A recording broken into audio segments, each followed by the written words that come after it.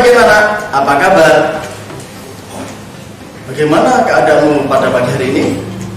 Semoga kalian tetap sehat, tetap semangat untuk mengikuti pelajaran pada pagi hari ini. Kali ini kita akan belajar bersama-sama pelajaran kelas 6. Tema 1, selamatkanlah makhluk hidup. Subtema 1, tumbuhan sahabatku. Pembelajaran 1, 2, 3. Tujuan yang pertama, diharapkan siswa dapat mencari ide pokok dan menarik kesimpulan dari setiap paragraf yang ditayangkan. Yang kedua, siswa mampu mengidentifikasi dan menjelaskan proses perkembangbiakan generatif pada tumbuhan. Yang ketiga, siswa mampu menyebutkan persamaan kehidupan sosial dan budaya antar dua negara di ASEAN. Yang keempat, siswa mampu menyebutkan berbagai macam patung dan proses pembuatannya. Yang terakhir, siswa mampu menerapkan perilaku dalam kehidupan sehari-hari yang sesuai dengan pengamalan sila Pancasila. Oke, sebelum kita mulai pembelajaran kali ini, kita lihat bersama-sama gambar. Coba kalian lihat gambar ini. Apa yang kalian lihat? Apa yang kalian pikirkan? Kalian membuat sebuah kalimat. Sudah? Nah, kalimat tersebut kalian kembangkan menjadi sebuah paragraf. Kalimat yang pertama kalian pikirkan itu merupakan kalimat utama, ide pokok, gagasan utama. Ide pokok adalah ide yang menjadi pokok suatu paragraf. Ide pokok biasanya terletak dalam kalimat utama. Oke. Kalau kalian sudah jelas apa yang dimaksud dengan ide pokok, kalian lihat bacaan berikut ini.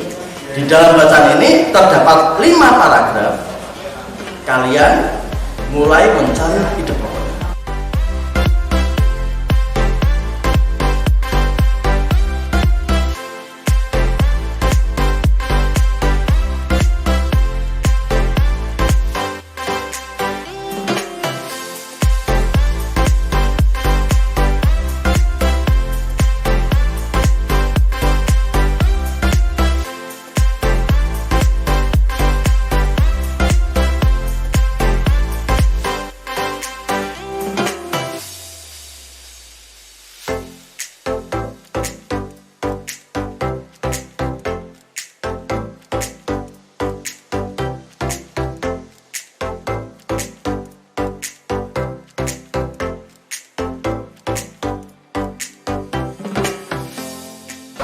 Kalau sudah, di situ kalian mencari ide pokok yang ada dalam bacaan tersebut, dimasukkan ke dalam lingkaran yang sudah disediakan.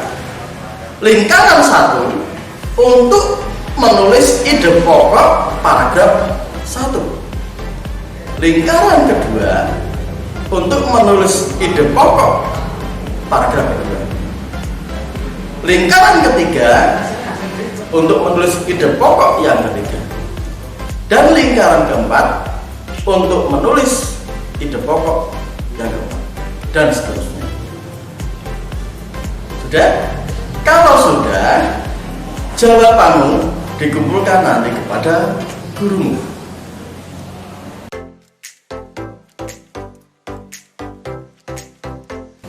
Ya, kita kembali. Kalian masih ingat?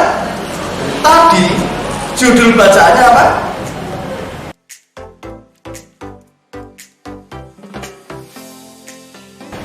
Iya, tepat 100. Judul bacaan tadi adalah bagaimana jagung berkembang biak.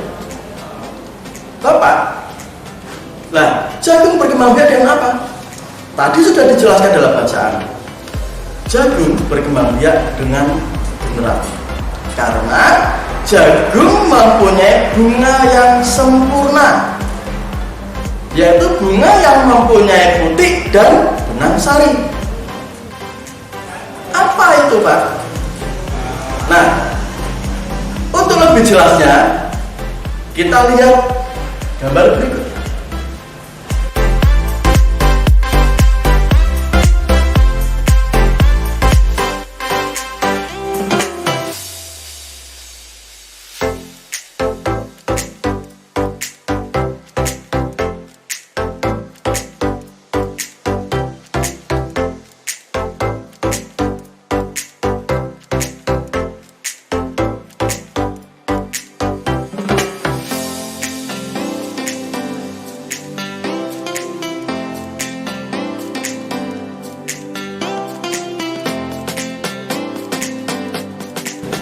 Bagian-bagian tersebut mempunyai fungsi berbeda-beda.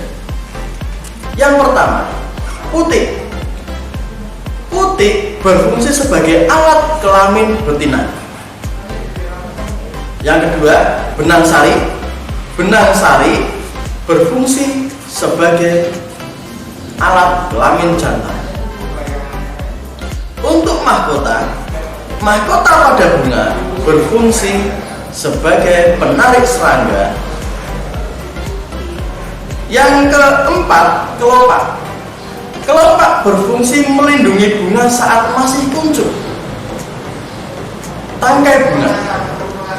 Tangkai bunga berfungsi sebagai penopang bunga dan penyangga.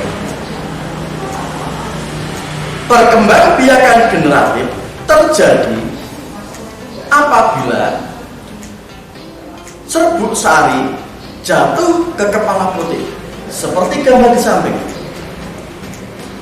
Proses jatuhnya serbuk sari ke kepala putik disebut dengan penyerbukan. Nah, proses penyerbukan itu ada bermacam-macam. Penyerbukan sendiri juga membutuhkan perantara. Tugas kalian mencari data, mencari sumber lain, macam-macam penyerbukan, dan perantara penyerbukan kalian nanti kumpulkan dengan buku.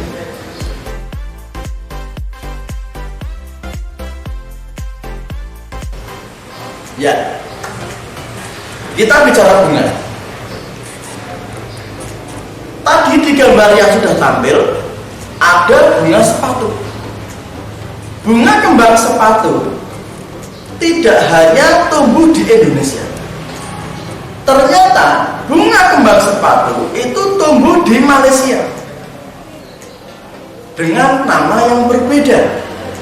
Di Indonesia namanya kembang sepatu, di Malaysia bernama bunga raya. Fungsinya, kalau di Malaysia bunga kembang sepatu dijadikan sebagai pewarna. Apakah hanya kembang sepatu? Tidak. Ternyata ada tumbuhan lain yang hidup di negara lain. Bunga Kamboja. Bunga Kamboja di Indonesia, terutama di Bali, digunakan sebagai hiasan para penari Bali yang diselipkan di telinga. Bunga Kamboja pun hidup di daerah Laos. Bunga Kamboja di Laos disebut dengan dor campa. Dor campa di Laos digunakan sebagai bunga persembahan, bunga kenegaraan. Pak, kenapa kok bunga Kamboja dan bunga kembang sepatu juga hidup di negara lain? Iya, karena kita Malaysia, Indonesia dengan Malaysia dengan Laos itu masih satu kawasan. Kita masih berada di kawasan ASEAN, Asia Tenggara, yang secara letak geografisnya masih sama. Jadi kekayaan flora dan fauna hampir sama. Bahkan kegiatan ekonomi, terutama persawahan seperti ini. Persawahan di Indonesia sangat banyak. Indonesia sebagai negara agraris. Malaysia juga ada sawah banyak. Thailand merupakan penghasil beras terbaik. Itu merupakan salah satu contoh kegiatan ekonomi yang sama di kawasan Asia. Nah, sekarang tugas kalian mencari persamaan dua negara di ASEAN tentang kebudayaan dan ekonomi. Dua negara saja kalian bisa mengumpulkan. Tadi ada ide pokok, ada macam bentukan, sekarang ASEAN. Oke. Selain tumbuhan, di negara Indonesia dan di ASEAN juga terdapat banyak candi. Salah satunya Candi Borobudur di Indonesia, Candi Angkor Wat di Kamboja. Di dalam candi terdapat banyak arca. Arca merupakan patung dari batu. Arca dibuat dengan cara dipahat. Arca biasanya dibuat untuk acara penyembahan pada zaman dahulu. Di Indonesia juga banyak patung, bukan hanya arca. Ada patung yang terbuat dari kayu, biasanya disebut ukir-ukiran. Ada patung monumen yang biasa dibuat menggunakan besi cor. Ada patung yang sering kalian buat di sekolah, biasa menggunakan plastisin atau sabun. Bisa kalian buat dengan teknik membutsir.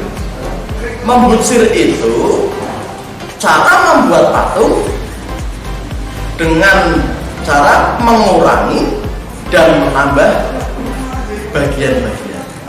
Arca, candi itu merupakan tempat sakral bagi agama-agama tertentu. Ada agama Buddha, ada agama Hindu. Indonesia terdapat banyak sekali agama. Ada 5 agama di Indonesia. Ada agama Islam, Kristen, Protestan, Hindu. Kita sebagai umat beragama dan negara kita yang berdasar Pancasila, maka kita harus bisa menghormati ketika ada orang yang beragama Hindu atau Buddha yang sedang melakukan ibadah atau merayakan hari raya, kita tidak boleh mengganggu. Ketika kita berwisata ke candi, kita tidak boleh merusak. Itu merupakan salah satu toleransi beragama yang dapat kita. Selain itu, masih banyak contoh toleransi beragama yang ada di sekitar kita. Salah satunya kalian saat bekerja kelompok dengan satu kelas dan satu kelas ada yang berbeda agama. Misalnya ada 4 orang yang beragama Kristen, 1 orang beragama Islam. Ketika belajar kelompok, saat adzan maghrib berkumandang, yang lain mempersilahkan yang satu untuk beribadah dan tidak mengganggu. Sama, ketika di satu kelas mayoritas agama Islam, terus di dalam satu ruangan itu ada 1-2 orang yang non muslim yang bukan Islam, kalian tidak boleh mengolok-olok mengganggu agama yang lain. Itu merupakan bentuk toleransi beragama. Tugas kalian pada materi ini, kalian mencari contoh beberapa toleransi beragama yang lain. 3 saja, 3 contoh toleransi beragama kalian dikumpulkan pada guru kalian masing-masing. Oke, Dari pembelajaran tadi, banyak pelajaran dan ilmu yang bisa kita dapatkan. Semoga ilmu yang tadi kita dapatkan bisa membuat kita pribadi yang lebih baik. Sekian video dari saya. Jangan lupa tetap semangat, tetap belajar, tetap berdoa, beribadah. Jangan lupa kalian harus selalu menurut dengan orang tua, karena ridho orang tua merupakan ridho ilahi. Wassalamualaikum warahmatullahi wabarakatuh.